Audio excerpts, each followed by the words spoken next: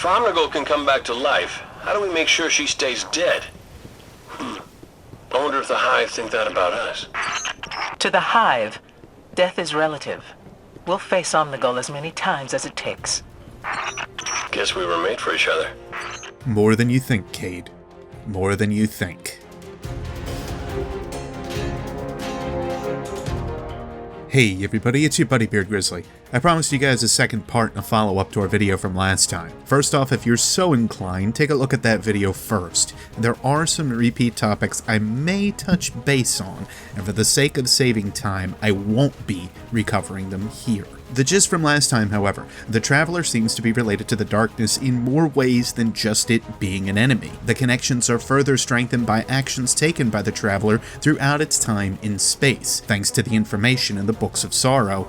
And now, we get into the final point of our theory, which is us, our guardians, those around us, the leadership we serve, everything about our revival and struggle to stay alive. By the end of this session, I hope to show the reasoning of why I feel conclusively we are nothing but a mirror to the Hive's being. As the Hive are seemingly so close to the Darkness as we know it, this tells me we too break down into the same as the Darkness, giving us our final link to the evil that may have once been the Traveler. First, let's look into an exo mystery that's been on my mind for a long time now, the Deepstone Crypt. This is the tower where we were born. Not the tower, just a tower in a dream. The tower stands on a black plain. Behind the tower is a notch in the mountains where the sun sets. The teeth of the mountain cut the sun into fractal shapes, and the light that comes down at evening paints synapse shapes on the ground. Usually it's evening when they come. The ground is fertile. This is good land. We go to the tower in dreams, but that doesn't mean it's not real. Some of us go to the tower in peace. They walk through a field of garden melee and a low, warm wind blows from their back. I don't know why this is, because the rest of us meet an army. You can ask others about Deepstone, and they'll tell you about the army. They might confess one truth, which is this: we have to kill the army to get to the tower. Usually this starts barehanded, and somewhere along the way, you take a weapon. Ask again, and if they're buzzed, they might also admit that most of us don't make it to the tower, except once or twice. None of them will tell you that the army is made of everyone we meet. The people we work with, and the people we see in the street, the people we tell about our dreams, we kill them all. I think because we are made to kill, and this is the part of us that thinks about nothing else. Often, I kill people I don't know, but like most of us, I think I knew them once in the time before one reset or another, when my mind was younger and less terribly scarred. So that is how we go back to the Deepstone Crypt, where we were born. I'm leaving up the difference between fractal and synapse shapes simply to show the idea of chaos and order. Synapse would be highly related to brain paths and neurons. Fractals are an ordered shrinking of an image. To me, the obvious piece here is the light brings order, but the dark or setting sun brings chaos. And then the exos, or at least some of them, break down to their base nature, to fight and survive in a battle to get to the tower. This is one of the early cases we heard of us fighting against each other, even if it's just in a dream, but it is even more prevalent within the days after the collapse, known as the Dark Ages. This is the time of warlords and war raisers. It is also the time of Radagast and the Iron Lords.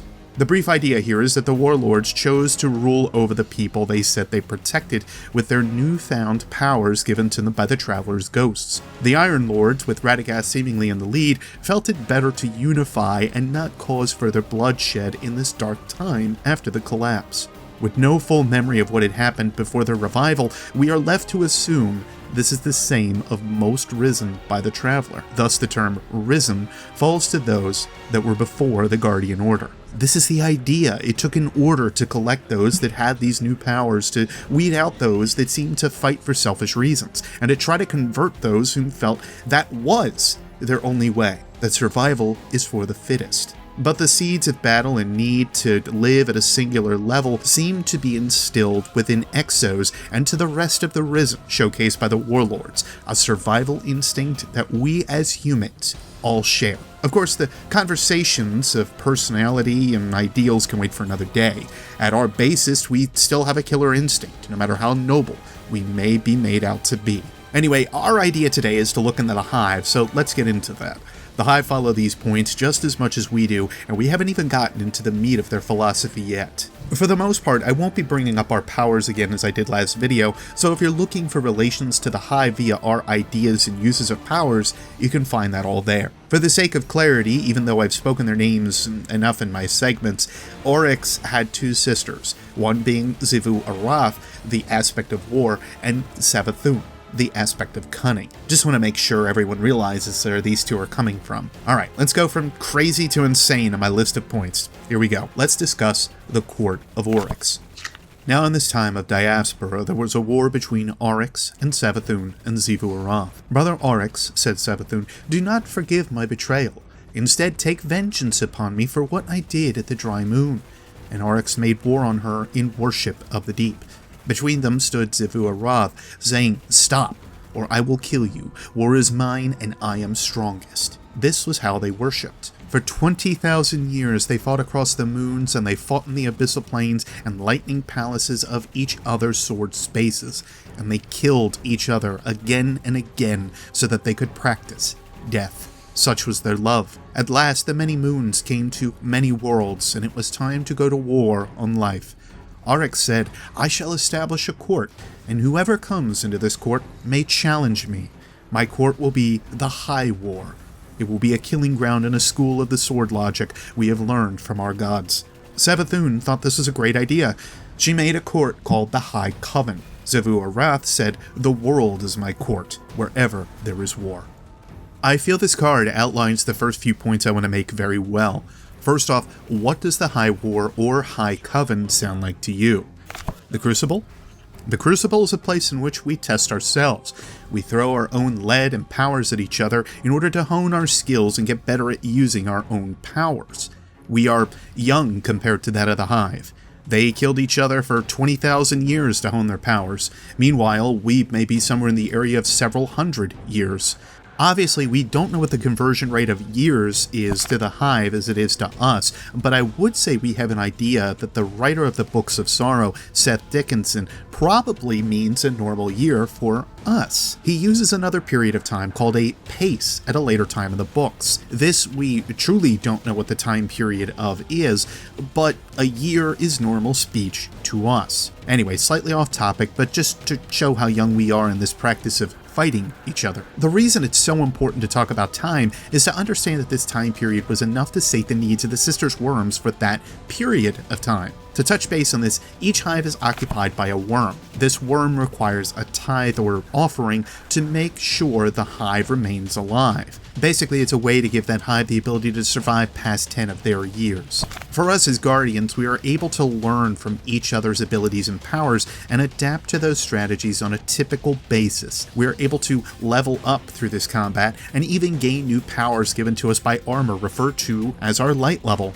Now, hold on, before you scream at me, I will state it now that this is also a very large game mechanic. So the connections made here could just be one way by Seth Dickinson to be a quaint way to explain light level and base level. Man, it took Oryx and his sisters 20,000 years to get to level 40? Talk about slow levelers. But still, the Crucible is a place in which we practice our own variety of sword logic, getting stronger through combat against our enemy. The same is also true of when we are not in the Crucible, of course. And still another piece of philosophy that is spoken of by someone I seem to refer to more often than I ever thought, Ulantan. Ulantan was a warlock of the early city, or somewhere around there, who had the notion that the Traveler was a being that needed a counter, and the darkness was that counter. Ulantan's thesis considers the darkness a necessary symmetry to the Traveler in a cosmic balance. In this view, the Traveler's goodness led it to sacrifice for others, and it is up to us to return this goodness by healing the Traveler. Now, take this from the instance of the hive tithing their worms. We are healing the Traveler by seemingly extinguishing the darkness, but as we are connected to the Traveler in some way, our light can be proportionately tracked by our light level and how much damage we cause to these forces. Basically, the hive gets stronger by killing, and so do we. The direct transfer of essence may be a bit different, but the idea is the same, especially when we hit that light level cap and can't seem to go any further with our powers. If only the Bungie gods weren't so damn fickle. But speaking of worms and tithing to them, our direct link to allow us to grow in power could very well be our ghosts. The Traveler granted us this power to use the light, but the more we snuff out the darkness, the stronger we become, just like our hive friends. We are a conduit for the light's power to go through us. Beyond that, we wouldn't be alive without our ghosts, and the same can be said of the worm stuck inside a hive. Of course, more can be said of our ghost linked to the worm, especially in how we come back from the dead. You are dead, young Oryx, betrayed and murdered by your own sister for the crime of mercy. Your body is gone, but you have endured, safe in the Sist universe created by your own might, your throne world. From this day forward, Oryx, you and your sisters will each survive death, so long as you aren't killed in your own throne. When you return to the material universe, use this lesson to complete your work. The Hive are able to survive in the same manner as us, though where a ghost can survive without a guardian, the ghost is highly defenseless without one. It's still a symbiotic relationship in a different degree, just not quite as severe, perhaps. The power to come back from the grave is just another shared opportunity for the Guardians in the Hive, or at least the major ones. Toland, Osiris, Dredgen Yor, and many other alternative thinking Guardians in Risen seem to showcase the ideas of free thought that is allowed by our ghost and the light. The dabblings in the dark by the shadows of Yor, the teachings and ideas of Toland and Osiris all counter to the ideas that the speaker represents. And really, considering the Hive's cooperation with the darker deep forces, I'm more than ever inclined to agree with Toland and the rest. Oryx, my king, my friend, kick back, relax, shrug off that armor, set down that blade, roll your burdened shoulders, and let down your guard. This is a place of life, a place of peace. Out in the world, we ask a simple, true question. A question like, can I kill you? Can I rip your world apart? Tell me the truth, for if I don't ask, someone will ask it for me. And they call us evil. Evil. Evil means socially maladaptive. We are adaptiveness itself. Oryx, how do we explain it to them? The world's not built on the laws that they love, not on friendship, but on mutual interest, not on peace, but on victory by any means. The universe is run by extinction, by extermination, by gamma-ray bursts burning up 1,000 garden worlds, by howling singularities eating up infant stars. And if life is to live, if anything is to survive through the end of all things, it will live not by the smile, but by the sword. Not in a soft place, but in a hard hell. Not in the rotting bog of artificial paradise, but in the cold, hard, self-verifying truth of that one ultimate arbiter. The only judge. The power that is its own metric and its own source. Existence at any cost. Strip away the lies of truces and delaying tactics they call civilization, and this is what remains, this beautiful shape. The fate of everything is made like this, in the collision, the test of one praxis against another. This is how the world changes. One way meets the second way, and they discharge their weapons. They exchange their words and markets. They contest, and in doing so, they petition each other for the right to go on being something, instead of nothing. This is the universe figuring out what it should be in the end. And it is majestic. Majestic. It is the only thing that can be true in and of itself. And it is what I am. What we have here is a servant of the dark speaking to Oryx in a fashion we haven't really heard before. All the same, however, this is a speaker of the darkness. We are led to believe this is the way that Oryx communes and learns of the dark and its powers every time he makes this ascent. The same could be said of how we seem to have this connection with the speaker in the tower, and once again it's a hard comparison to not make. Speaking of members of the tower, another hard comparison not to make is that of the Vanguard. Ikora practices the ideas of understanding and learning. Cade practices that of cunning and not so fair play. Zavala is a warbringer, or at least a practitioner of the art of war. The sisters we've talked about this whole time have needed a focus for their worms to feed on, and it matches up perfectly. Zavu Arath focuses on war, Savathun on cunning, and Oryx ununderstanding. Bungie does like to work on the rule of threes, you could say, where 3 is a common occurring number in their games. This isn't the only time this is seen, but it is a rather heavy comparison. The focus is that the Vanguard and Hive Sisters display are also rather needed for war efforts, so I suppose that's where you could play devil's advocate. Still, the other comparisons we've made today really make it hard for me to believe that a lot of this wasn't planned. And if not by Bungie, then at least by Seth Dickinson. You can argue the ideas of good versus evil until you're blue in the face, but as we've talked about several times here before, it's nothing but shades of gray. I think that's where I'll leave it for today.